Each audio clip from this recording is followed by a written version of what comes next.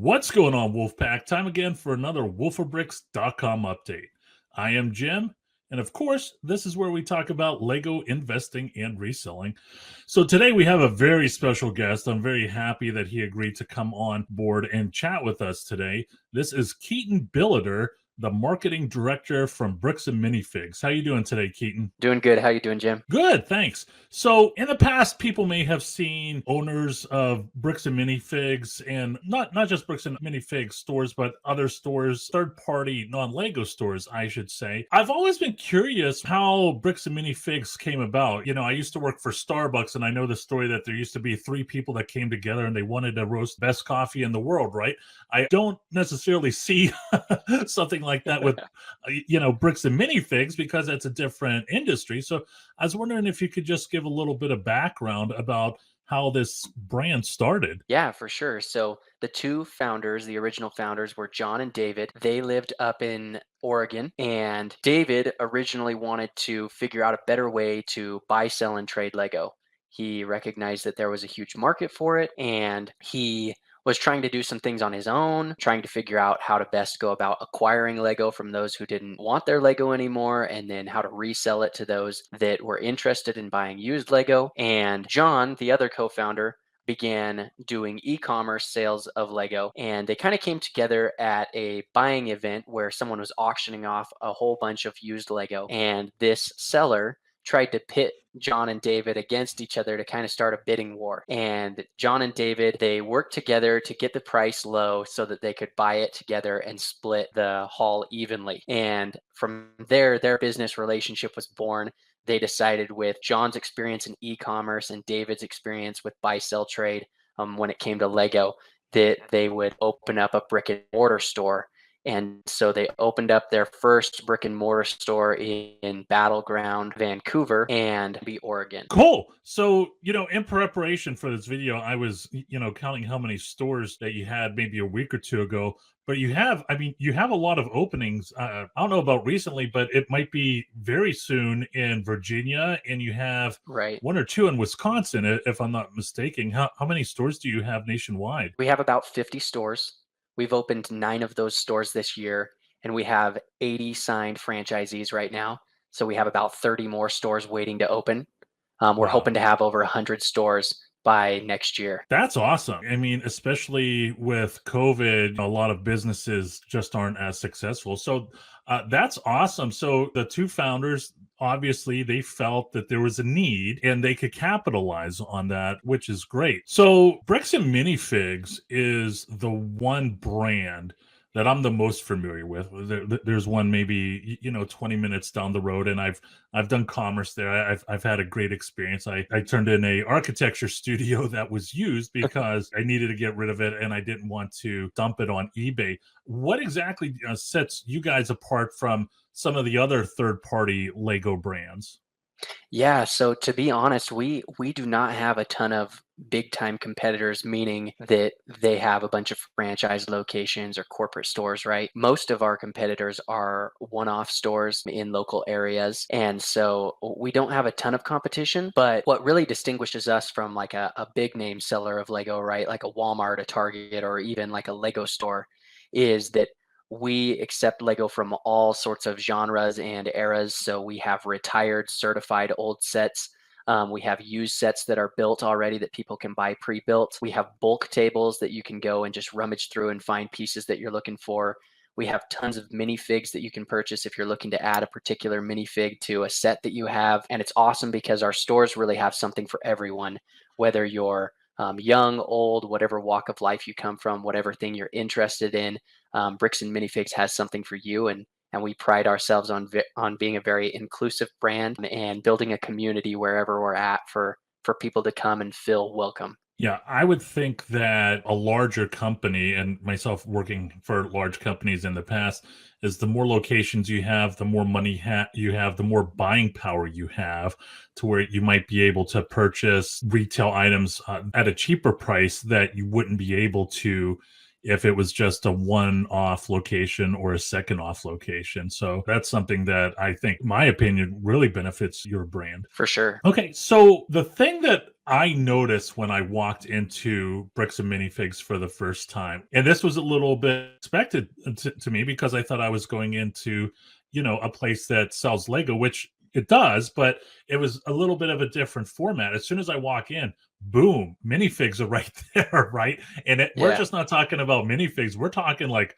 armies of minifigs. And I'm not just talking about Star Wars. There's, the rare this minifig, and it was really interesting. And then you have like a pick a brick section, which in my opinion is very helpful because I'm somebody that has zero patience, and the last thing I want to do if I need a couple individual bricks is go on eBay, go on Bricklink. I could just go to your store, spend a little bit of time. And I've seen other people there too.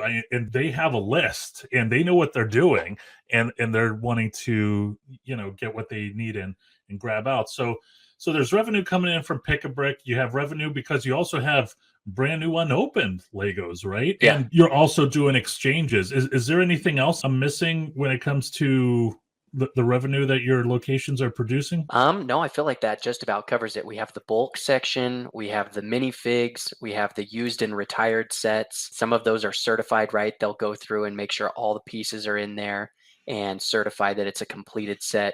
And then, yeah, we do have new in box sets as well. Do Some you locations, sorry, I didn't mean to cut you off. Some locations actually create their own make and takes, which are either just their store that has created a little mock that they've created instructions for that people can make and build themselves, which is also kind of a fun little one-off things that our stores will do sometimes. Well, and that's awesome because I could be wrong. I think I heard that you guys have partnered with like a mock company that does military sets. Is that correct? Yes, we work with a lot of different vendors, and I know that a few of our vendors specialize in military Lego accessories and things like that. Cool. So I haven't done this yet, but I'm somebody that doesn't have a lot of time on my hand. But there are new sets whenever I walk in, they're built. And I said to myself, this would be a good opportunity I would miss out on the building experience, but I certainly wouldn't miss out on the enjoyment experience of having a Roman Colosseum or something like that in my house, which would make quite the conversation piece. So I feel like I would be a little bit lazy if I would do something like that, but I almost feel like the time's coming where I'm just going to say, you know what, I'll take this set, that set, and that set, and they're all built. And then I will pretend that I won't say that I built it, but I won't say that I bought it built either. Okay. Right. Let's see. So you're a collector then. You're putting yourself as kind of the collector mentality. I try and be a collector, but I'm an e-commerce guy myself. So Sure. the last set that I put together was the Batmobile Classic set, and that was because I'm getting ready to grab a case from somebody that I'm pretty intimate with and do some photography on that. So Nice. okay, so looking towards the future, what are some of the challenges that Bricks and Minifigs may see, if at all? That's a really great question. Honestly, what's nice about the buy sell trade model is that, the economy is going to go up and down. Sometimes things are going to be good and sometimes things are going to be, if you're looking for some extra cash, they can go in and they can sell their old Lego to get a little extra cash during difficult times. And we can build up our inventory during those times, which really helps us to be prepared for whatever situations come our way. I think as we grow so rapidly and so fast, something that we're working on is keeping our branding consistent, right? Making sure that when people go to a Bricks and Minifigs in Virginia and then they go to a Bricks and Minifigs in Texas, that they have a similar experience, right? That they can tell that it's the same stores, that they have the same kind of opportunities as far as all the different product offerings. Of course, the inventory will vary from store to store. The bulk and the meat selection will be different.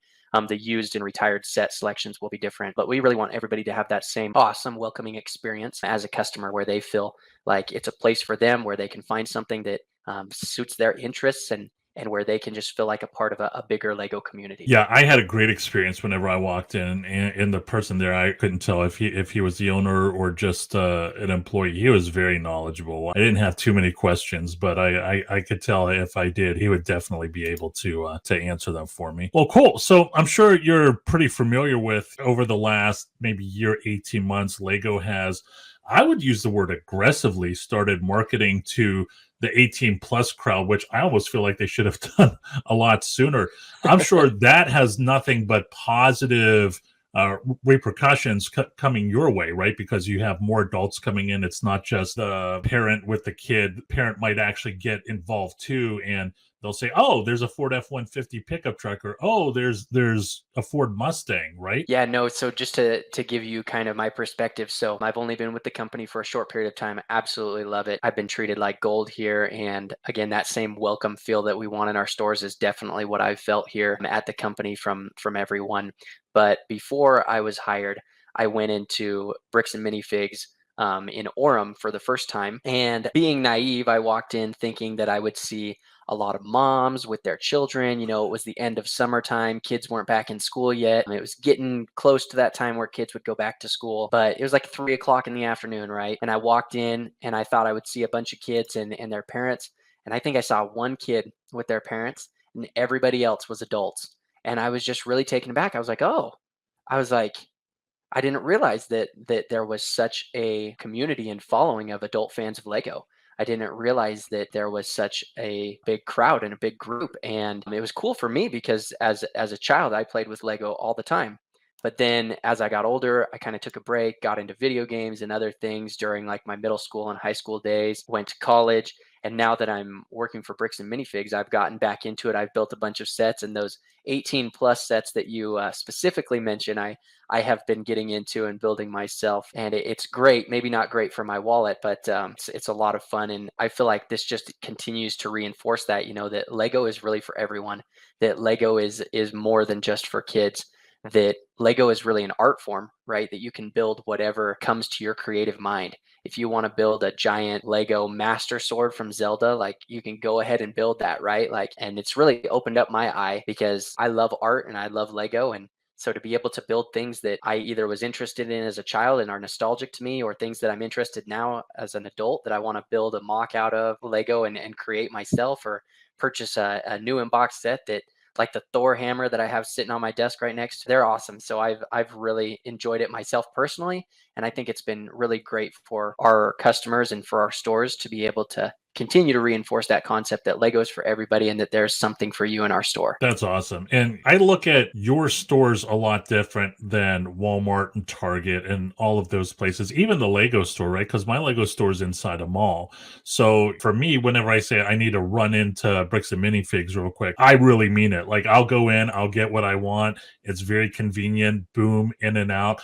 When you go to Target, it's in this maze of other stuff. And I mean, they have quality products, of course, but you just want to go there for Lego, and you don't want to, get in a parking lot and walk for 45, not 45 minutes, but you don't want to walk for like 5 minutes and then, go to the back where the toy section is. I mean, it's those minifigs. I was taken back. It's like, boom, what do you need? And I was like, okay, I guess, I have no option but to look at minifigs, which is cool because there's some minifigs that I want, and it's convenient. I just can't go to Target and be like, okay, I'll grab $20 worth of minifigs. It's just not there. So Right. that's really cool. So if someone wanted to open up a Bricks and Minifigs, how would they go about doing that? I'm sure with every franchise there are financial requirements, but other than the financial requirements, what other parts of the application process are there? Yeah, so our application process isn't too complicated. You just go to our website, and underneath franchise opportunities, you can submit an application and someone will reach out to you.